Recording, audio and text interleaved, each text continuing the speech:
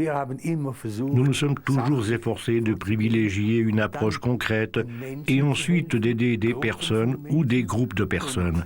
Et c'est ainsi que le fait de provenir d'un petit pays ne nous a jamais posé de gros problèmes.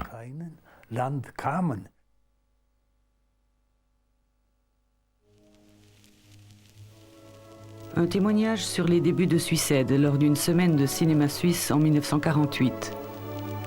À l'époque, l'organisation d'entraide s'engageait en faveur de réfugiés d'une Europe détruite par la guerre.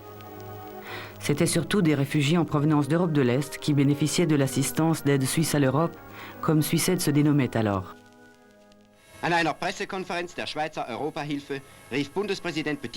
Lors d'une conférence de presse de l'aide suisse à l'Europe, le conseiller fédéral Petit-Pierre a appelé le peuple suisse à secourir d'urgence les réfugiés. En s'efforçant de prêter assistance aux différents réfugiés, l'aide suisse à l'Europe contribue à résoudre un des problèmes de l'Europe et donc aussi de la Suisse.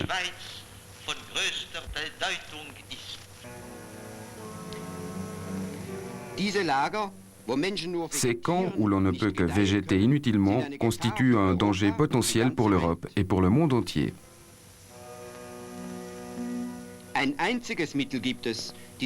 Le seul moyen d'empêcher ces gens aux abois de se réfugier dans la haine et le désespoir destructeur est de leur venir en aide afin qu'ils retrouvent l'espoir de travailler et de vivre dans la liberté et la dignité.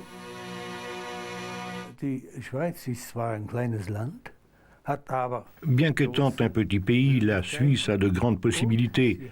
Et après la guerre, elle avait 3 raisons de créer et d'aider une organisation qui est devenue officielle par la suite. La première était la misère provoquée par la guerre tout autour de ses frontières.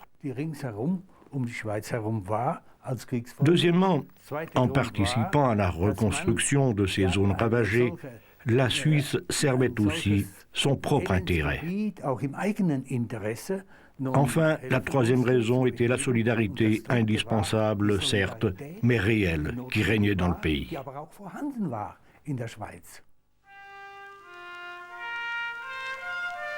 Un bateau des migrants chargé de réfugiés en provenance des camps autrichiens.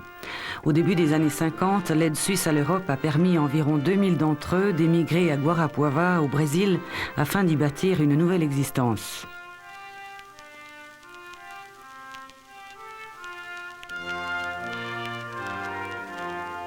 Dans le cadre de cet important projet, des paysans d'Europe ont métamorphosé toute une région en un morceau de leur patrie, une enclave allemande en plein cœur du Brésil.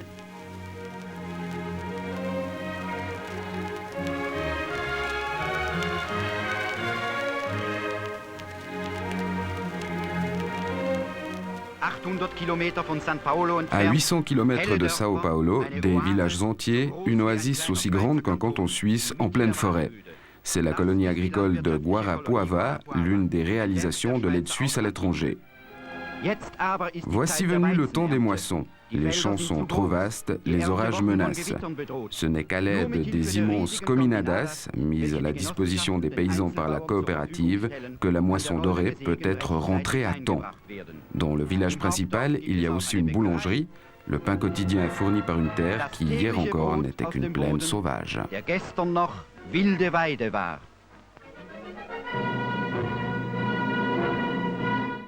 Guarapuava a constitué un projet important de notre organisation, mais a exigé beaucoup d'efforts, beaucoup d'argent, beaucoup de travail, même si elle a obtenu d'excellents résultats.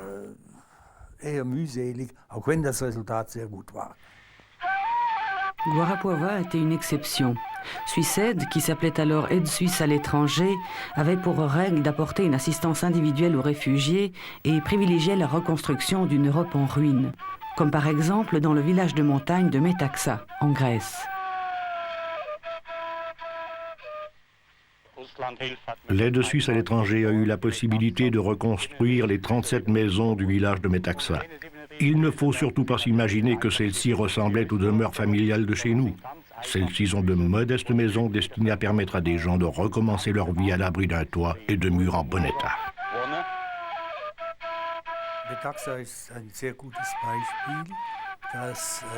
L'exemple de Metaxa est parfait pour illustrer à la fois un cas concret et pour donner une idée des principes qui ont été à la base de toute l'opération. Lorsque nous sommes allés sur place pour évaluer les besoins en assistance, on nous a proposé de construire un home où les enfants pourraient se refaire une santé pendant 1 mois ou 2. Nous avons aussitôt demandé s'il ne serait pas plus judicieux de construire des maisons pour loger les familles, ce qui a été accepté avec empressement. Habituellement, une organisation étrangère insistait pour construire sa maison devant laquelle elle aurait pu planter son drapeau. Nous avons répondu que ça ne nous intéressait pas, que nous cherchions une solution durable.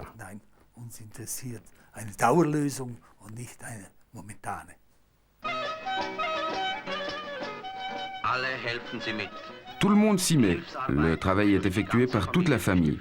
On économise ainsi une main-d'œuvre trop coûteuse. Il n'y a plus que les matériaux, le ciment, le bois et certains travailleurs spécialisés à payer.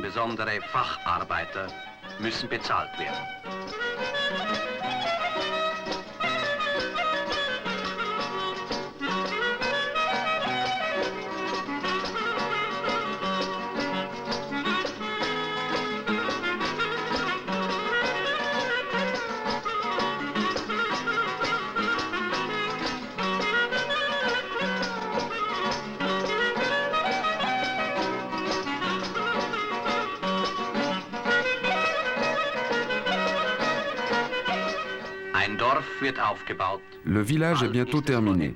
L'aide suisse à l'étranger a permis de construire 12 villages comme celui-ci ces 4 dernières années. Mais des centaines d'autres attendent encore notre aide.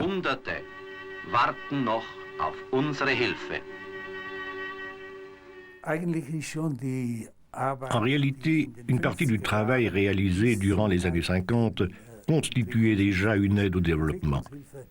Celle-ci n'a de sens que si elle construit sur quelque chose de déjà existant et permet de progresser. Le problème des réfugiés européens ayant peu à peu pu être réglé, des moyens, des forces et le personnel existant ont pu être libérés pour être réengagés dans de nouvelles tâches dans d'autres pays. C'est ainsi qu'il était possible d'aller voir également dans des pays en voie de développement si on pouvait les aider à leur tour et leur apporter un moyen de sortir de la misère et de la pauvreté.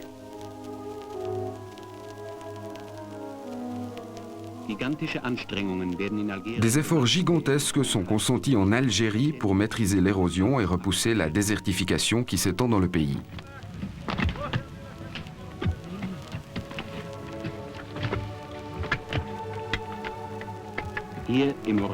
Ici, dans la région d'Aurès, ce sont surtout des cèdres qui sont plantés. Le comité d'aide du Conseil économique des Églises, qui est actif en Algérie, travaille dans 77 endroits différents. La collaboration avec d'autres organisations a toujours joué un rôle important dans l'histoire de Suiss'Aide. Ne pas s'imposer de l'extérieur, mais encourager les efforts de la population d'un lieu donné, telle est depuis toujours la philosophie de Suiss'Aide, ainsi que le démontre déjà ce commentaire d'un film sur l'Algérie en 1965. Ici aussi, dans le meilleur des cas, notre modeste assistance ne peut être qu'une aide à s'aider soi-même, car les Algériens doivent eux aussi pouvoir suivre leur propre voie, comme tous les peuples. Le principe essentiel du développement, c'est qu'il faut le considérer comme un processus, qu'il doit être organique, que le travail exécuté et l'idée de ce qui doit être fait doivent venir du pays lui-même, jamais de l'extérieur.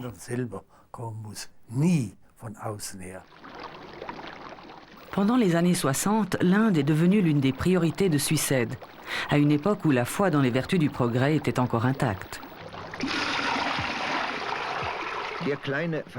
Pourtant, un puits minuscule, presque ridicule, c'est souvent le début du développement. Mais il ne suffit pas d'arroser une terre assoiffée, il faut suivre des cours d'agriculture pour apprendre à utiliser cette eau.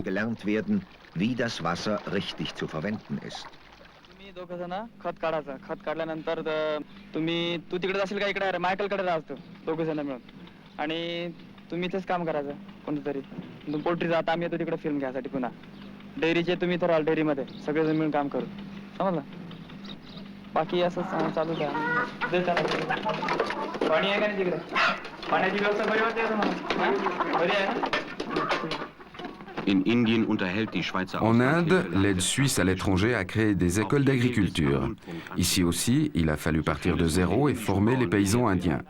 Dans la situation économique actuelle, il ne suffit plus que l'être humain se préoccupe du présent, mais il doit penser au lendemain. Je ne dis pas c'est une goutte d'eau dans la mer, parce que je pense que cette image est fausse. Je dirais plutôt que c'est une goutte d'huile dans les rouages. Et quand on met la goutte d'huile au bon endroit, alors c'est tout le moteur qui fonctionne mieux.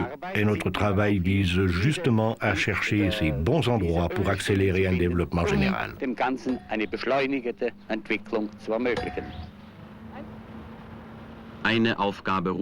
Une tâche en appelle immédiatement d'autres. Celui qui fait démarrer la roue de l'économie doit aussi pouvoir la maintenir en mouvement et doit former ceux qui prendront le relais.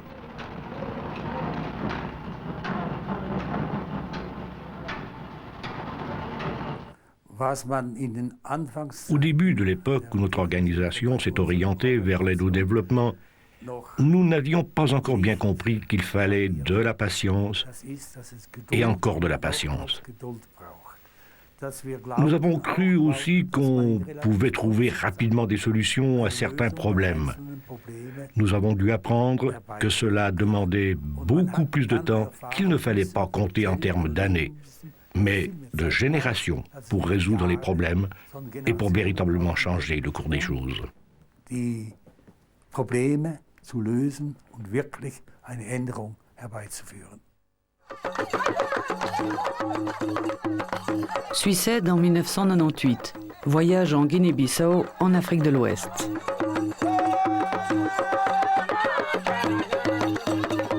C'est la fête ici à Binta, car il y a peu, les choses se présentaient sous un tout autre jour.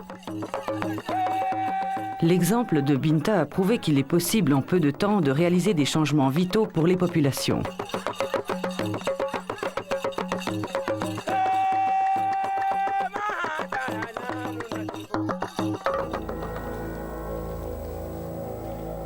Le même endroit, 5 ans plus tôt.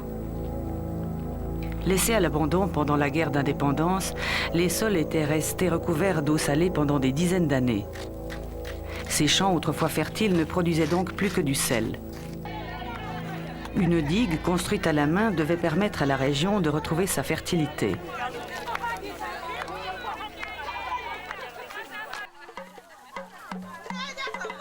Aujourd'hui, ce qui semblait pratiquement impossible est devenu réalité. Les champs de Binta produisent à nouveau du riz. C'est une grande victoire pour les habitants, des Mandingues. Cela n'a pas été facile. Il n'aurait jamais réussi seul, dit Kosa Fadi, une paysanne.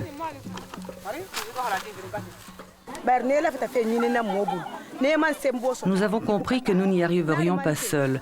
J'ai donc cherché de l'aide et c'est ainsi que je suis tombée sur Suissed. Et puis nous avons trouvé les Balantes.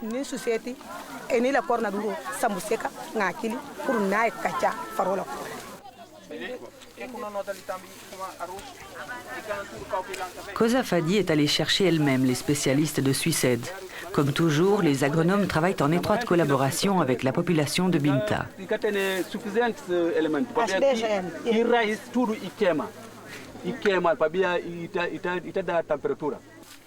Tous les problèmes de sol ne sont pas encore résolus, mais l'essentiel est fait.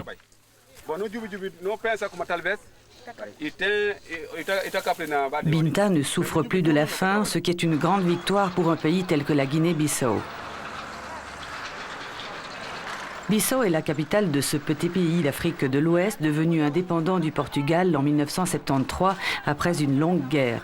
Avec une surface de 36 000 km², la Guinée-Bissau est plus petite que la Suisse.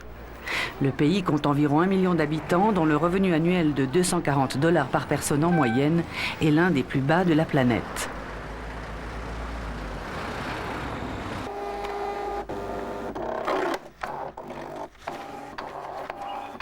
Des nouvelles arrivent directement de Berne.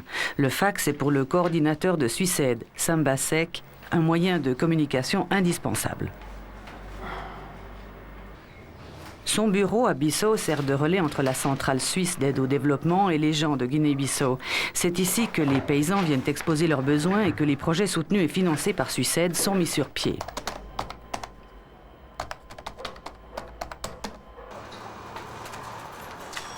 Mais Samba Sek ne reste jamais bien longtemps dans son bureau. Dans un pays comme la Guinée-Bissau, le travail ne se fait pas derrière un bureau. Ici, communiquer, c'est aller vers les gens. Il faut donc quitter la capitale et entreprendre le long trajet qui mène aux paysans et paysannes du nord du pays.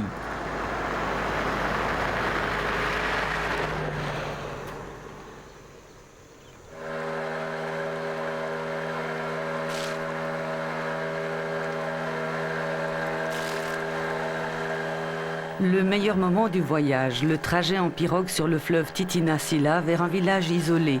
Le long des berges s'étendent d'immenses forêts vierges de mangroves.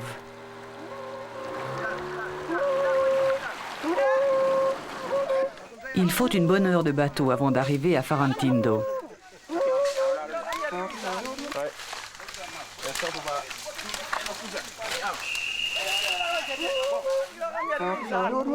Des jeunes gens de la tribu des Balantes accueillent Samba Sek, le coordinateur de Suiced.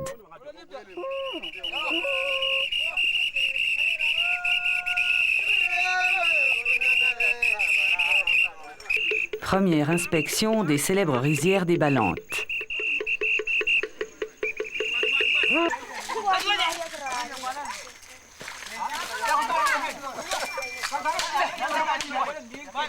Les Balantes sont de grands spécialistes de la construction de rizières. Ils ont développé et amélioré leur technique héritée d'une tradition séculaire.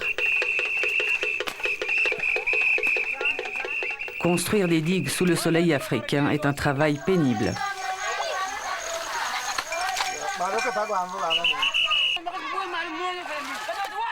Mais chez les Balantes, le travail et la fête vont toujours de pair.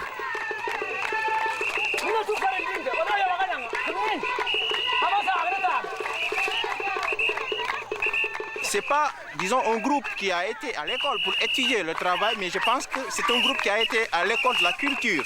Donc ici aussi, on voit que parfois, il y a des éléments de la culture qui nous rapprochent un peu des éléments quand on va à l'école pour étudier la science.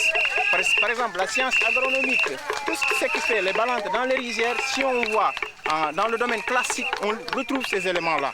C'est expliqué là-bas, plus clair, de façon plus scientifique, mais les Balantes dans la pratique aussi l'expliquent clairement.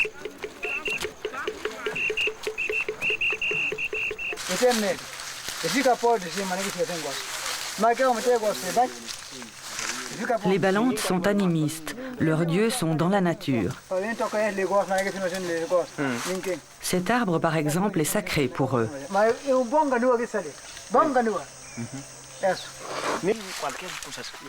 Aucun arbre sacré ne peut être abattu. Un Balante ne ferait jamais rien de semblable. Mais le danger provient des bûcherons étrangers qui viennent régulièrement par ici.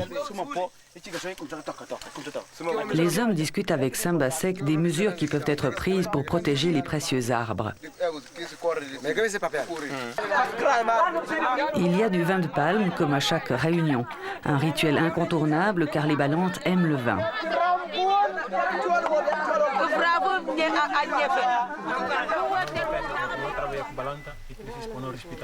Samba Sek parle du problème du droit à la propriété. Les paysans doivent faire valoir auprès de l'État leurs droits sur les terres qui entourent leur village. Ils ont besoin de papiers attestant qu'ils en sont les propriétaires. Pour les obtenir, ils ont besoin de l'aide de Samba Sek qui représente leurs intérêts en ville.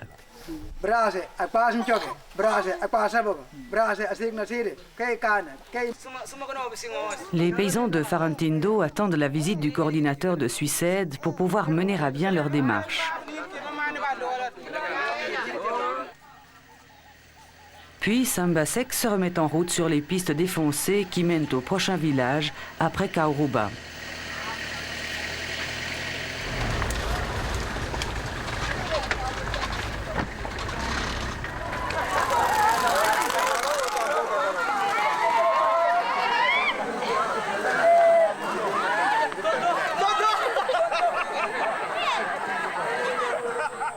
Ici aussi, il s'agit d'un arbre, le rognier, une sorte de palmier qui ne pousse qu'en Afrique de l'Ouest, mais qui, même ici, est devenu rare en raison d'un déboisement anarchique.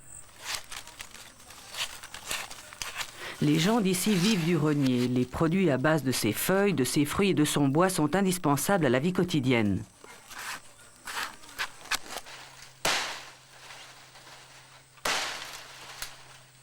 Le menuisier va chercher ses matériaux de base dans la forêt du village.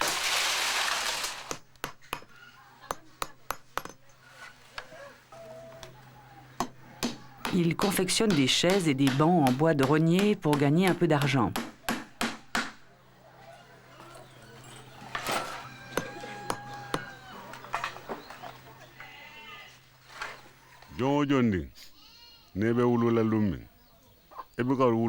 Ces arbres, les rogniers, sont très importants pour nous.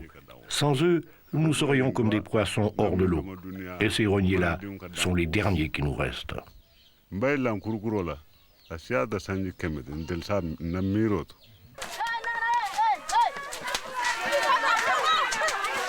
Ici aussi, Suissed soutient les villageois dans leur lutte pour leur droit à la propriété. En aménageant ensemble des coupe-feux autour des réserves de rogniers, les gens de Karuba affichent leur volonté et protègent en même temps les jeunes arbres contre le feu.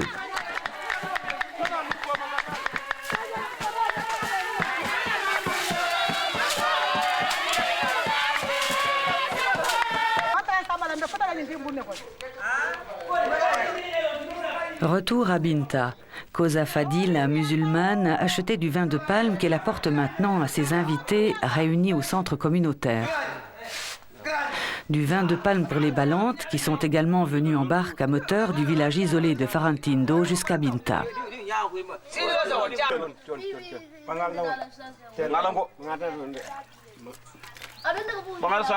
Ils étaient déjà venus ici l'année dernière pour apprendre aux Mandingues à construire les rizières.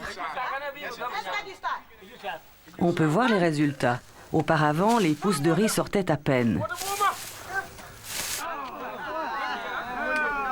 C'était aussi la raison pour laquelle Koza Fadi était allé chercher ses spécialistes de la culture du riz, même s'ils sont très différents des gens de Binta.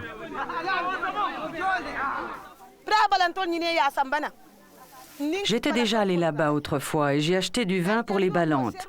Lorsqu'ils sont venus, nous avons constaté à quel point leur culture était différente de la nôtre. Mais nous nous efforçons de respecter leurs coutumes.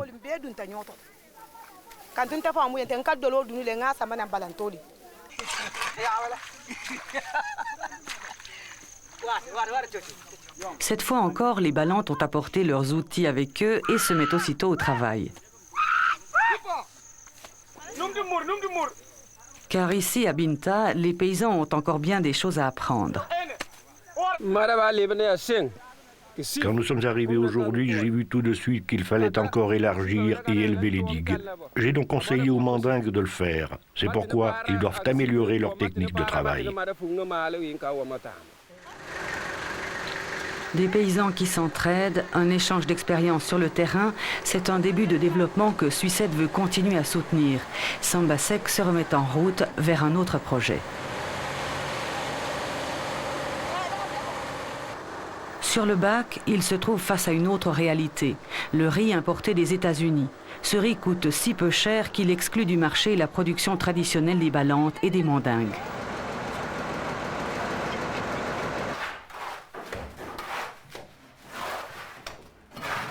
Le futur centre de formation des paysans à Jalikunda est une tentative visant à renforcer l'agriculture locale.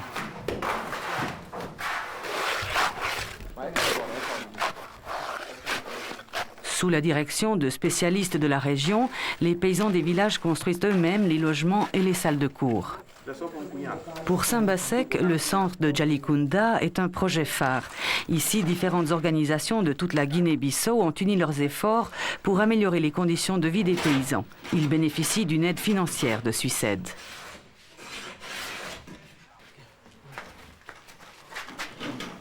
Les menuisiers installent déjà les portes. Les travaux touchent à leur fin et le fils de paysan qu'est Sambasek ne peut plus attendre de voir le centre entrer en fonction. Bon, le choix de ce travail, je pense que c'est difficile à dire. D'abord, c'est lié à ma formation et aussi c'est lié au fait qu'en tant qu'Africain, jeune Guinéen, qui a vécu en milieu rural, qui est fils aussi de paysans, je pense que vraiment j'ai l'amour pour le milieu rural et pour moi, la souffrance des peuples du milieu rural me touche directement. Et pour cela, je me suis dit qu'il faut faire quelque chose, il faut contribuer à faire quelque chose pour que demain aussi, que je puisse laisser un souvenir.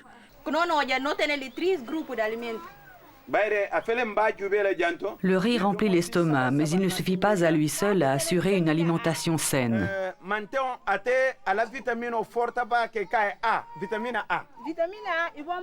Lorsque les conseillères en nutrition viennent de la ville, c'est un événement pour tout le village.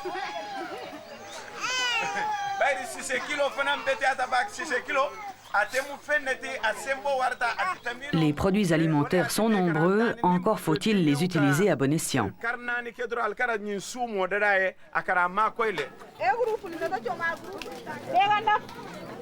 Des produits indigènes comme les tomates ou l'huile de palme contiennent des vitamines essentielles. Fruits et légumes complètent une alimentation équilibrée. Ici, dans la cuisine communautaire, les femmes apprennent à améliorer l'alimentation de leur famille.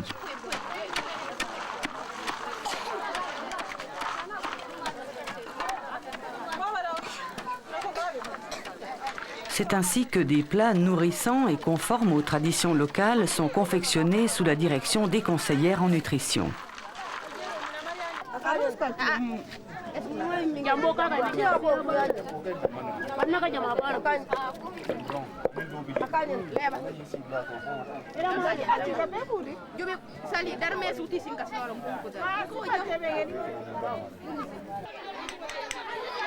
Pour les récompenser de leur patience, les enfants sont les premiers servis.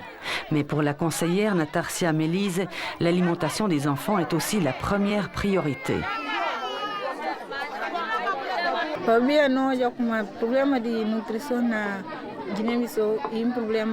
En Guinée-Bissau, les carences alimentaires posent un grave problème qui est à l'origine d'une haute mortalité infantile. En outre, les femmes enceintes manquent souvent de vitamines. La malnutrition provoque de nombreuses maladies, sans oublier l'anémie qui est généralisée.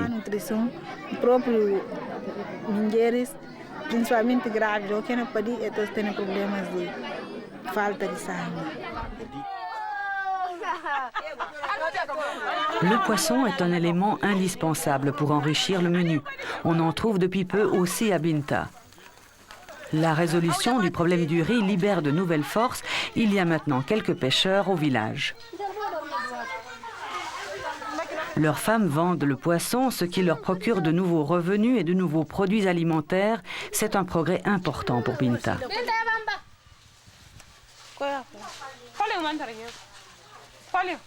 Chez les Mandingues, la communauté avec laquelle on travaille, ils disent que le développement, c'est le nyatota. Ça veut dire c'est aller en avant. Ça veut dire faire des progrès chaque jour et améliorer ses conditions de vie aussi par étapes. C'est ce qu'ils disent, le développement. Et moi, je pense que c'est ça. Et je pense qu'aussi, ce développement-là, qui va avec l'amélioration des conditions de vie des populations, doit aussi tenir en compte le milieu dans lequel les populations vivent. Ça veut dire que tout progrès social, économique, culturel doit s'intégrer à tous les éléments du milieu dans lequel vivent les communautés.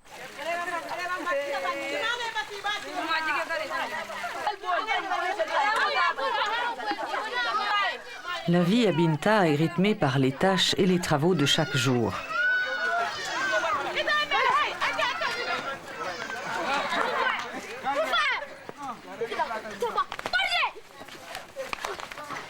Difficile de croire qu'il y a 5 ans à peine, le village était marqué par la faim et la maladie. Les gens vivent toujours simplement, mais cette vie leur convient. Les efforts de Koza Fadi et les autres habitants du village ont été couronnés de succès. Aujourd'hui, plus personne n'a faim.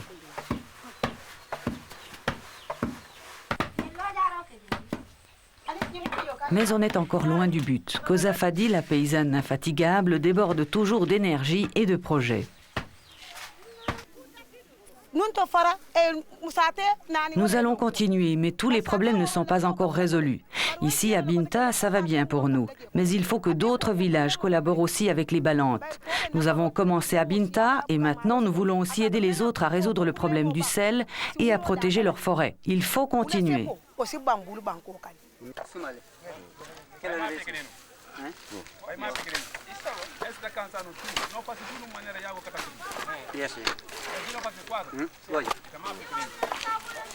Sous la direction des Balantes, les derniers champs salés de Binta seront pris en main.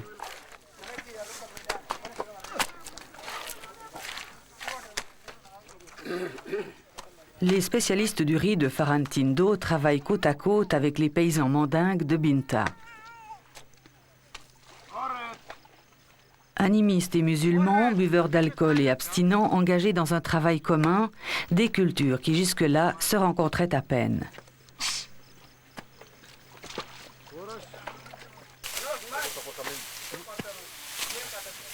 Et voilà que les hommes Balantes commencent à récolter le riz. Ce qui gêne les mandingues, car à Binta, la récolte du riz est considérée comme un travail féminin.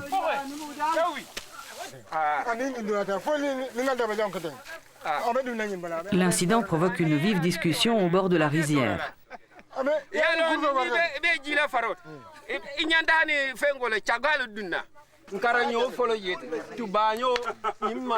Comment concilier les pantalons bouffants des mandingues avec le travail dans les champs pleins d'eau?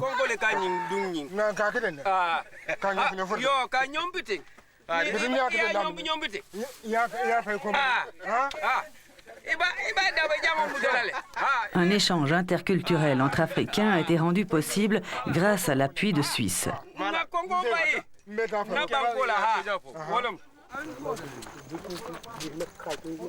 Vers le soir, il est temps de se séparer. À Binta, le travail est terminé. La prochaine fois que les Balantes viendront, ils s'attaqueront au sol salé du village voisin.